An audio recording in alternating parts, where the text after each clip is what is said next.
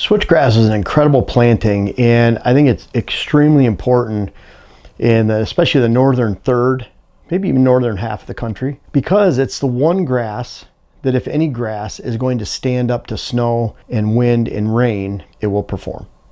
And every other grass will fail for the most part. You get down into southern Iowa, southern Illinois, southern Ohio, southern Indiana, you get some of the blue stems and Indian grass, they'll stand strong because they're not getting those heavy winters. But you get one big heavy snowfall and it can push it down, and that other stuff doesn't come back up. So switchgrass has that ability, when it's a monoculture, to provide cover for critters 365. Those other grasses do not, and that's why a lot of these CRP mixes fail, because they'll have a quote diversity of grass, meaning big blue stem, little blue stem, Indian grass, switchgrass, and because the switchgrass is a small percentage, it's 1.5 pounds per acre instead of 8, it's not enough to actually stand up and provide cover continuously throughout that field. So then everything in that field dies because there's no cover during the winter time. And that's a recurring problem and theme you see that with that. So when you have switchgrass planted in a monoculture, and I'm not saying large blocks of monoculture, there's way better ways to do it. If you have 10 acres, for example, I'd rather see you surround this entire area and switch 30, 50 feet wide. I'd rather see you create switchgrass pockets on the inside, totaling about 50% of that acreage that's left over. Maybe even a few lines in here, whatever, designed to your heart's content, but no more than 50% of the space. And the other space, what we recommend to clients is you have diversity pockets with trees and shrubs. You have pollinator pockets. A pollinator can be just a fraction of what the switchgrass is on the inside. So that inside area of 8 acres, maybe you only have an acre of pollinator, where you might have 4 acres of switchgrass. That 1-to-4 ratio, 1-to-5 ratio. A little bit of pollinator goes a long ways. Solid blocks of broadleaf pollinator with flowers, forages for birds, butterflies, bees. Whitetails love to browse on it during the summertime too. And then you have those diversity pockets of shrubs, and then you have the switchgrass pockets. The switchgrass provides instant cover, meaning within 2 years, there's enough cover in there to house not only birds, butterflies, bees, rabbits, pheasants, but deer. Or if you let that go to early successional growth, it could take 15 to 25 years, depending on the soil, the rootstock, how long it's been agged, chemically controlled, for enough growth to take place that holds that field. And if you plant CRP, it's all planted the same, one big, that's diversity. When you have pockets, pollinator areas, switchgrass plantings, switchgrass surrounding that area, early successional growth, all taking place in the same spot, that's true diversity. When you plant this all in the same CRP mix, that's a monoculture. And it's a monoculture that lays down sometime in fall, depending on where you're at in the country, all the way through winter, and the critters don't have any place to go, so they die. That's why you have pheasant restocking programs. You just plant pheasants every single year, and then they just keep dying because you don't have sustainable enough cover to promote a sustainable population. So we promote true diversity on this channel, and switchgrass is a big part of that. So that's why switchgrass. We have 3 miles of switchgrass out here on this property. All the irregularity of farm edge, it's between 10 and 100 feet wide. And then we have 18 acres of switch. We probably have 200 acres of woods. So it's not like we have big blocks of habitat in switchgrass. I've seen areas where it's a 30-acre switchgrass field. Very, very bad. Because you get in the center of that, there's no browse, there's no forages, flowers for birds, butterflies, bees, rabbits, pheasants, or deer. That's too big. They live around that outside few acres of edge, and that's it. And so really, really bad if you have all switchgrass. That's too much of a good thing. No different than if you had all cedar, all pine, all spruce. It serves its purpose for a small portion of the year, but the rest of the year it's a wasteland. And so we don't promote that either. We promote true diversity. That's why we have so many pheasant out here. That's why we have great nesting cover for turkey and poult. That's why we have that edge cover between woods and grassland. But we have long strips. That's pheasants that fly die. If they can run those long strips like we have out here, perfect. Just like the long strips that might be around a field or in the field. And then those pockets, it can give you that instant cover Again, trees could take a decade or more to fill in, and even then you're left with holes. So switchgrass is that great base cover. Switchgrass, the great thing about a switchgrass seed is it will germinate. And if you don't get good growth, it's because weeds probably shaded it out and killed it. Maybe you had standing water in a field. It can't take standing water to grow. But it's really not very soil specific. In fact, we don't encourage you to fertilize it unless you see that kind of puke green color and you see that faded green, not like that deep bright green of really healthy corn.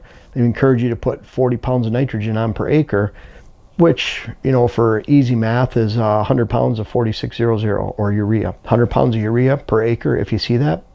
Other than that, no lime, no fertilizer needed. So it's something that will germinate. We even had 2 years ago, we had drought in June and July. We had switchgrass that germinated in June in the same plantings. We planted another area on our property. It's a little bit higher and the soil's not as good. It's a little bit more sun exposed. So when you have higher elevation and lighter soil that gets fully sun exposed, then it takes more moisture to germinate seed, and that includes switchgrass, which takes a little while to germinate. So we were looking at that, wondering why nothing was growing or just very sparse for the majority of the year. Then all of a sudden, August, that switchgrass germinated, the seed germinated, and it came on like an army. It was only 8-10 inches by the time it went into winter. Now it's 7 feet tall. We were really hard. It was puzzling. We were wondering what happened in between that time, but that switchgrass will sit there until it germinates, and that's the great thing about switchgrass. However, you have to take care of it, and you have to follow the preparations. I'm going to try to break this down for you so you'll find a successful stand of switchgrass.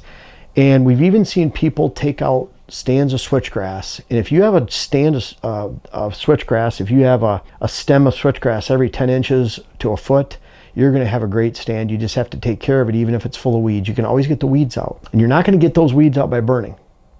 And that's another really important point of this, of pure switchgrass. Burning is great for CRP fields, areas of wildflower, native prairie restoration, where you want to actually give a boost and get that seed that's in the ground that fell from those plants to actually grow and populate. But switchgrass itself, you'd burn every 5 to 7 years at most. People are burning it 1 to 2, 3 years. You can actually damage and have a diminishing return on your switchgrass. That's coming from people in the industry that actually do it for a living. There's people out there that tell you need to burn it every year, and they come in and you pay them to do that.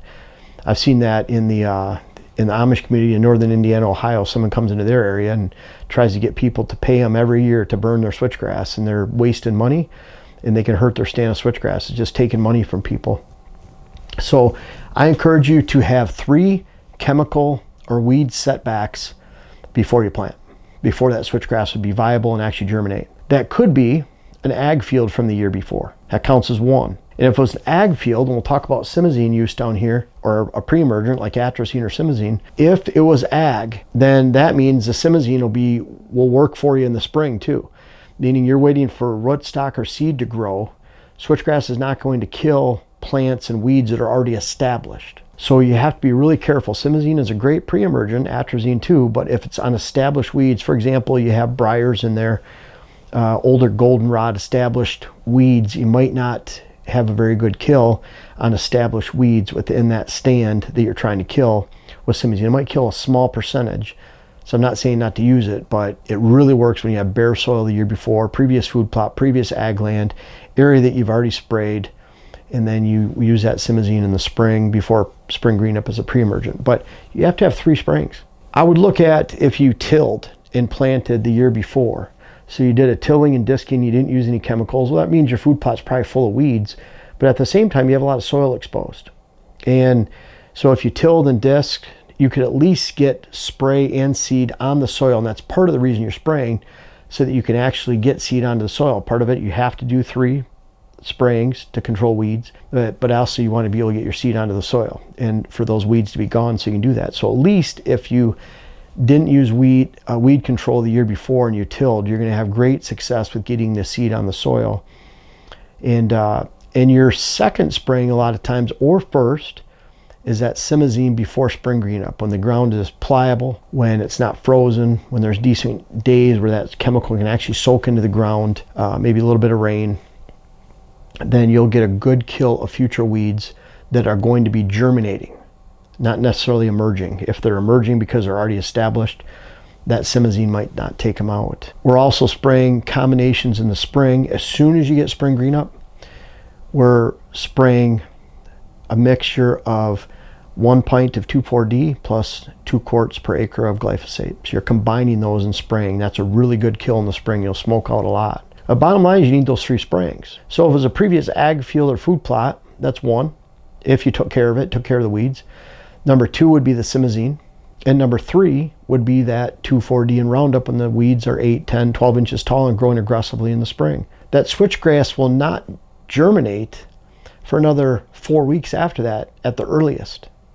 So let's say spring green up around here is April 1st. You're spraying those weeds, those first growth weeds, the second or third week of April. Then you're going to get a really good kill. But the switchgrass around here is not going to germinate till the end of May at the earliest. That's just traditional time. It's going to be germinating about the same time corn does. Corn's different though too, because if you're frost seeding switchgrass and it's on the soil, it's not getting moisture held around it the same as drilling corn in at 2 inches of depth and have it encased in moisture. That corn's going to pop in 5 days. It takes a lot more moisture to germinate that seed. With really good moisture, where that seed's moist, it'll take about 10 days for switchgrass. So, but you have to have those 3 sprayings. So if I'm starting late, I want to go into a weedy field, I'll hit it with simazine before spring green up just to hope I kill 10-20% of weeds. But then I'm hitting it with 2,4-D Roundup during that spring growth time when it's 10-12 inches tall. And then I'm hitting it again about 4 weeks later with 2,4-D and Roundup. And then I'm throwing the seed down about a week after that with the thought that if it germinates immediately, it still will be outside of the range of the 2,4-D still being in the ground. That's completely different than if I had an ag field the year before or food plot that was chemically controlled. I spray simazine, second spraying. I spray 2,4-D Roundup, third spraying. And then it's still going to be 4 weeks from anything germinating, the switchgrass germinating. Then you can actually frost seed at that time. You could have frost seeded, if you had a chemically controlled ag field, you can frost seed October, November, December, January, February, March. You just need to make sure you don't have a pile of snow on there. I do not like frost seeding on snow because if you live in elevated regions, if you have a quick melt, all your seed can often pool off to the side, and I've seen that happen several times. So you don't want to do that. I'm not an advocate of that in any way, or frost seeding on ice. You want it to be somewhat tacky, or at least soil, so you can get that seed on the soil. Hope that makes sense for your 3 sprayings. We've had some great success by just simply seeding after that third spraying, meaning simazine, 2,4-D Roundup, 4 weeks later, 2,4-D Roundup, spreading your seed a week after that, which would be sometime end of May around here, and then waiting. And that's what happened with that one. We had switchgrass germinate over here. We didn't have it germinate over here because we didn't have enough moisture based on the soil type. Same moisture amount, different soil temp, same property. But you have to have those 3 sprayings. You can't skip one. A lot of times people say, well, you know, there's a lot of weeds that came in and it took over the seed. Well, there's things you can do to take care of it in the growing phase during that first summer, but at the same time, often they've skipped or missed a step, and that's a very bad thing when it comes to switchgrass. So seeding, if I've had chemical control the year before, I'm frost seeding right now the end of February. Could have frost seeded in October, November, December, January, anytime. Get that seed on the soil. We sell high purity rate seed. We're a high percentage of soft seed. We expect it to germinate immediately. Our seed does not have to go through, because it's dormant or hard, and sit and go through an area of stratification or a period of stratification where it takes a long time to break that seed down because we use good seed. I've seen bad seed out there where it's 50% hard seed, really bad germination rates, and that seed needs to sit on the ground all winter so it's viable the following spring. Our seed does not need to do that. You get what you pay for in seed a lot of times. So we're seeding either, if it was chemically controlled the year before, I'm frost seeding. And if not, then I'm getting those 3 sprayings and then seeding. The cool thing about using a drill is that if you have never worked the field, you can simazine it, 2,4-D Roundup, 2,4-D Roundup, then you can drill instead of broadcast. And when you drill, you take advantage of more moisture. So it takes less rain, less moisture to germinate that seed that was otherwise sitting on top of the soil when you drill it in 1/4 inch or 1/2 inch down in the soil.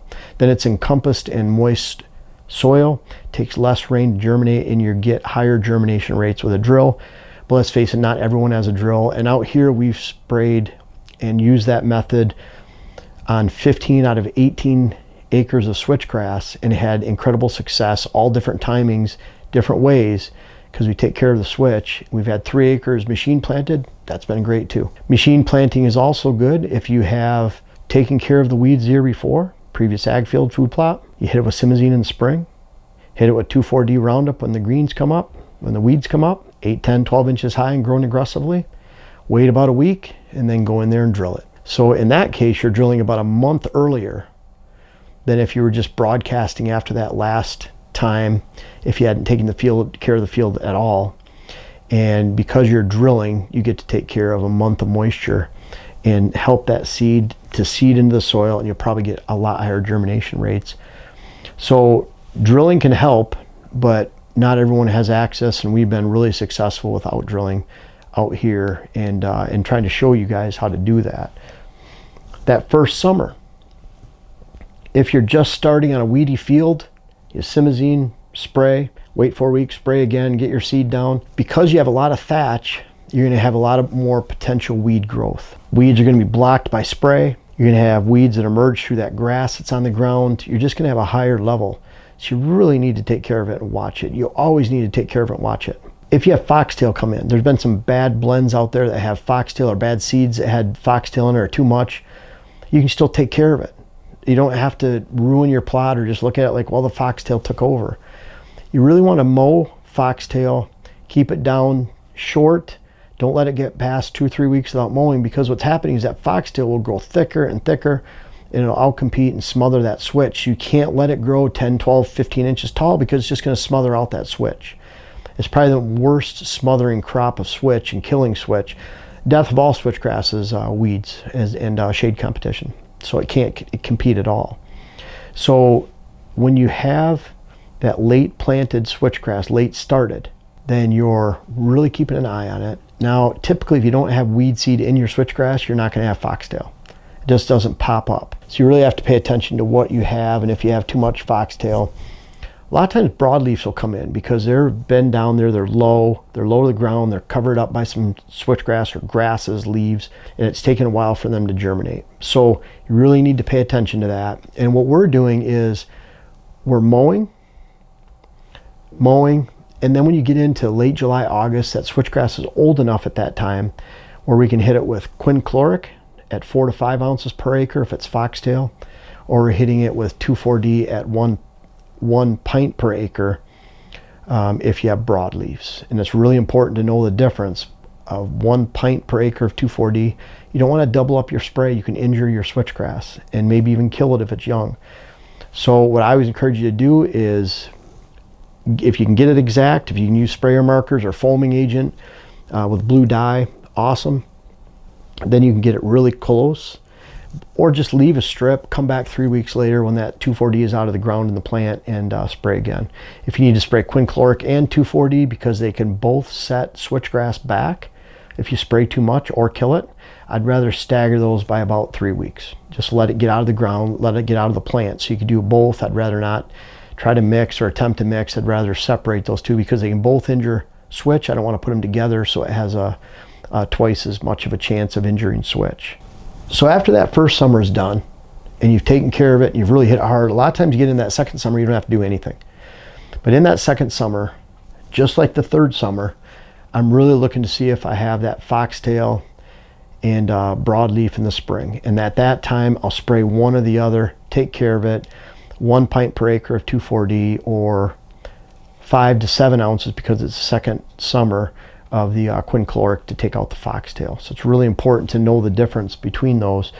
In the third summer, I have a question mark there, because if you're taking care of it the first year, the second summer, first summer, you're taking care of those years, you really shouldn't have any problems the third summer. And then I've let my switchgrass go for a decade or more at that point because it comes in consuming.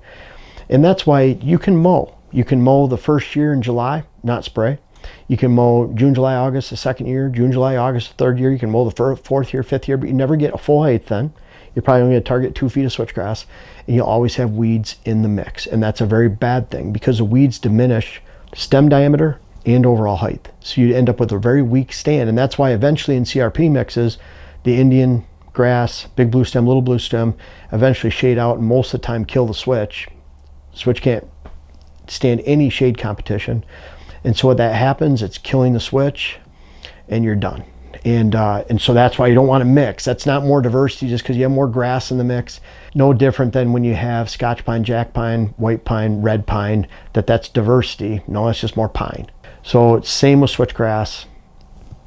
And so I'm looking at that by the third summer, you should be letting it go. And really, if you took care of it that first growing season, a lot of times you can let it go with full faith. You're going to have a great stand. Even after that first summer, you're just not doing anything that second summer. But really keep an eye on it. You have to babysit it a little bit in the early years or year, and you'll be rewarded for it for decades to come, because then at year 7, 8, 10, 12, when you see those broadleaves coming in, just spray your 1 pint per acre 2,4-D, get rid of the broadleaf. If there are trees coming in, briars, you can take care of that with another chemical. You can take care of your foxtail if it comes in, and you don't ever have to actually burn or mow or do anything. You can just spray chemicals if you want. You can have a great stand. Simazine. Simazine is a pre-emergent, and it's going to be very effective on open soil ground where you're waiting for seed to germinate or weeds to come out of rootstock that's been chemically controlled or altered by tilling or disking. And Simazine works really well then. It's a pre-emergent. It doesn't do as well on established weed banks of heavy grass. It's not to say I wouldn't spray the 3 quarts per acre of it for that pre-emergent.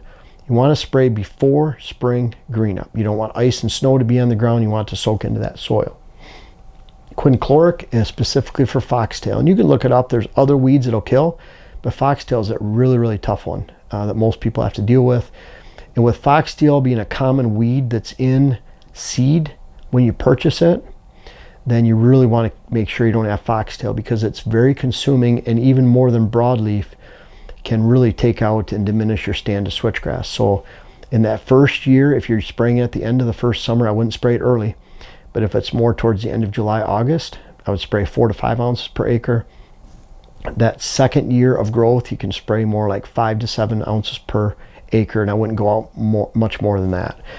And then 2,4-D, quincloric can also damage a switch or kill it. So you really have to be careful you're not overlapping. 2,4-D is another one. I love that for broadleafs. I always caution people though, I have killed switch with 2,4-D and I've injured switch with 2,4-D. Switch was already 8-10 inches high. If you put too much on it, you're going to kill it. Also old switch that's been established, you want to take goldenrod or something out of it. If you spray too much on it, more than 1 to 1.5 pints per acre of 2,4-D, you can severely set it back. From experience, it'll get little black or brown spots on it. It'll wilt. It'll come back the next year fine, but you just took out your full height and strength of the stand for the fall and winter months at that time. So your critters won't like you for it too much. I hope all this makes sense. You know, whether you're starting on a weedy field right now or a previous field of ag, there's different ways to look at it when you can get that seed on the ground. Again, you can frost seed if it was a previous year's food plot or ag field and been chemically controlled. You're waiting until after that third spraying. Simazine, you know, pre-emergent, and then 2,4-D Roundup, 2,4-D Roundup 4 weeks later, and then waiting a week and spreading the seed down. We're using 8 pounds per acre. That's the perfect range. I've actually used up to 15 pounds per acre in a week in the stand, and switchgrass is fighting against each other instead of weeds. It's no different. And so you'll get smaller stem diameter and an overall shorter height that's weaker if you put too much seed. And then it used to be people would talk about bedding. I never did. I didn't think deer ever wanted to bed in switch, what they don't. But people will say, well, if you put 4 pounds per acre, 5 pounds per acre, then deer will bed in that. And if it could be the case, you know, they bed in early fall because there might be actually forbs and forages and food that they like in there. But the reason they're not bedding in the switch unless forced to because of a lack of cover is because there's no food. So people say, oh, I found beds in switch. Well, it might be that they're bedding in the switch at night going out to ag. It might be that they're bedding there because it's the only cover around. but a lot of times they don't have a choice. No different than if they're bedding in a bunch of pine, bunch of cedar. There's no food, no browse value, and they have to feed twice during their bedding hours during the daylight. And if they don't have food there, they're going to go somewhere else. So hope you understand. Talked a lot about switchgrass. It's an amazing, amazing grass. We use it specifically so that we actually have a pheasant population out here. If all of our plantings, those 18 acres are CRP, we would probably have 0 pheasant because we would have no cover. But because we have that switchgrass, it not only provides cover and escape cover for so many critters, but it also flanks our shrubs and trees and now adds value to those locations that those critters can take advantage of when we have deep snows. So it's a perfect complement to other good habitat that's surrounding it. I don't think it's a very good cover by itself. It's incredible screening cover. So by itself, meaning if that's all you have no edge cover other than the switch. You have a big 30-acre block, 10-acre block, 5-acre block of switch. That's not a good thing either. Again, look at this right here where you surround it and switch. That remaining 9 acres out of 10 on the inside, you put about 4.5 acres of switchgrass pockets. In that case, probably 8 to 12 pockets. Diversity pockets of shrubs and trees in there. Pollinator, early successional growth, and you'll have something special. Bottom line is that switchgrass can be the base of it all and provide a lot of cover and a lot of value in your property so that you can be the one in the neighborhood that has pheasants, nesting turkeys, lots of rabbits, and oh, by the way, great screening and good screening and cover and base cover for whitetails. Everyone, thanks for watching to the end of the video. I really want you to check out whitetailhabitatsolutions.com, Pure Wildlife Blends. There's so much we have to offer you. You know, if you never buy anything from us or hire us to come to your land, that's okay. We're still going to be putting out all this free content to try to help you out. I want to put a smile on your face. I want you to have a great hunt. But from our food plot seed blends to books to web classes to hiring us, we have lots of stuff to offer on whitetailhabitatsolutions.com and Pure Wildlife Blends. Make sure you check it out. The links are in the description.